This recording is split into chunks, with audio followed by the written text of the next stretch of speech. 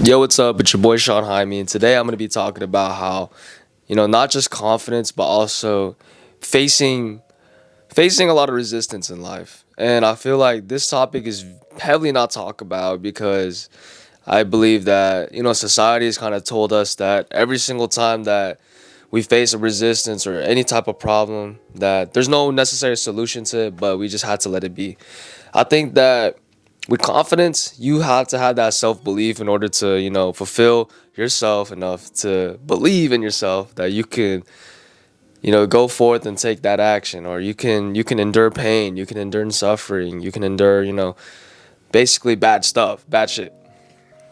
And the reason why I talk about this is because all of my friends, I promise you, all of my friends has faced this once in their lifetime.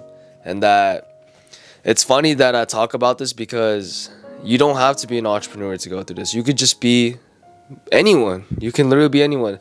My college friends that go through problems, they always tell me that how stressed they are, how busy they are. It's funny to me because I own a business and I go to college and I'm so busy, but I still make time for things that, that are important to me.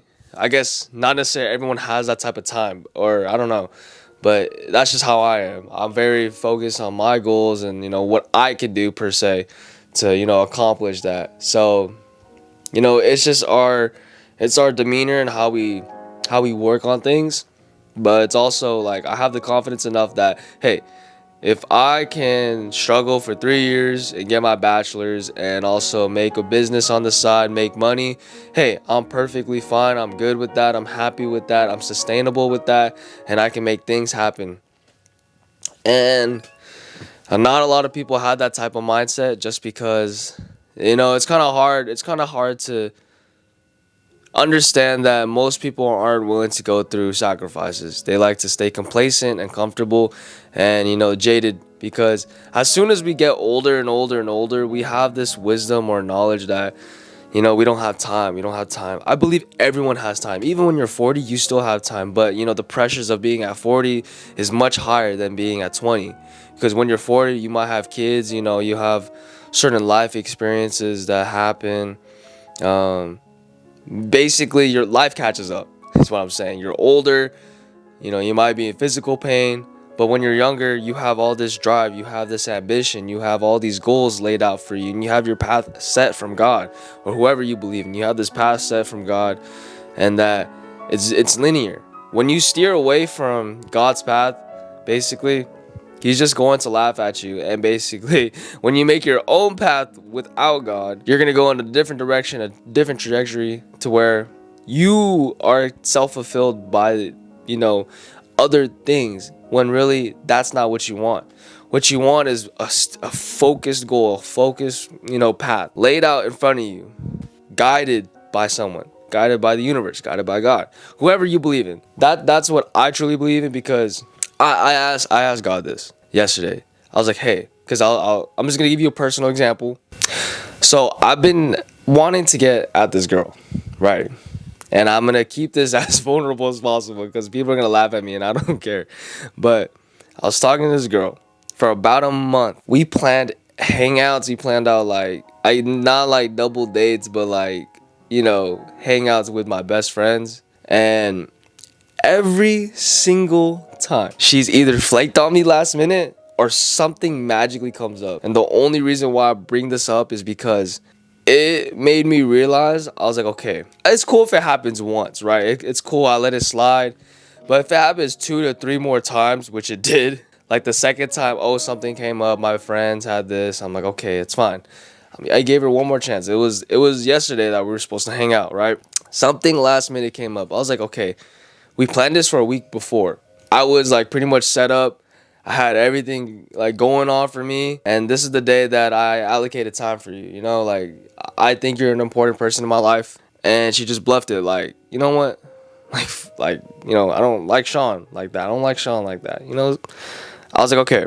To me, that made me understand my self-worth, because I'm like, look, I love and appreciate your time. I love connecting with people. Don't get me wrong, but it's not safe for me to invest into someone if they don't see the true value in me, because I'm trying to get to know this person. I'm trying to, do things with this person and potentially maybe go on dates, potentially, become in a relationship. But I'm at the point in my life where, look, I have this goal. This is probably gonna be one of my very last distractions in terms of, hey, she's a woman. God laid her out in front of me. I took the chance, and God gave me the opportunity. And hey, the reason why He gave me this opportunity was because to make me understand my self-worth and understand my timing.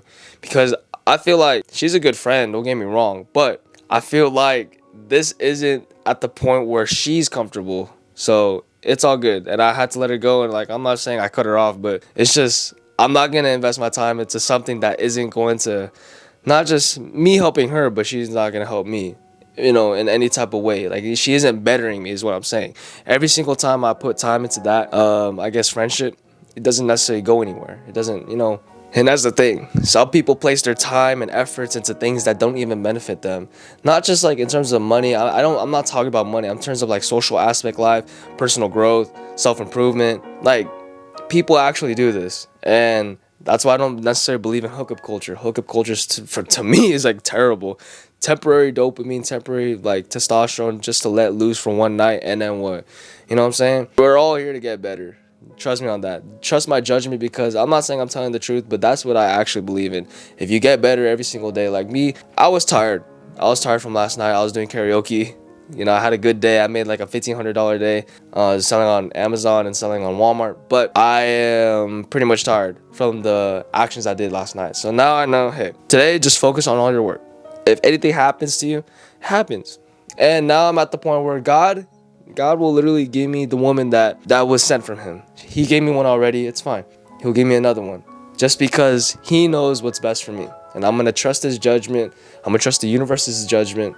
And this is why I believe that self-confidence is going to empower you to become great and also help persevering hardships. So, yes, I'm going to bring this up again. This girl brought some sort of hardship just because I was struggling here mentally. Do I put my emotions out there front or not? And I laid it all out, cards all out on the table, went all in, saw them. She didn't like me. It's cool. I didn't win.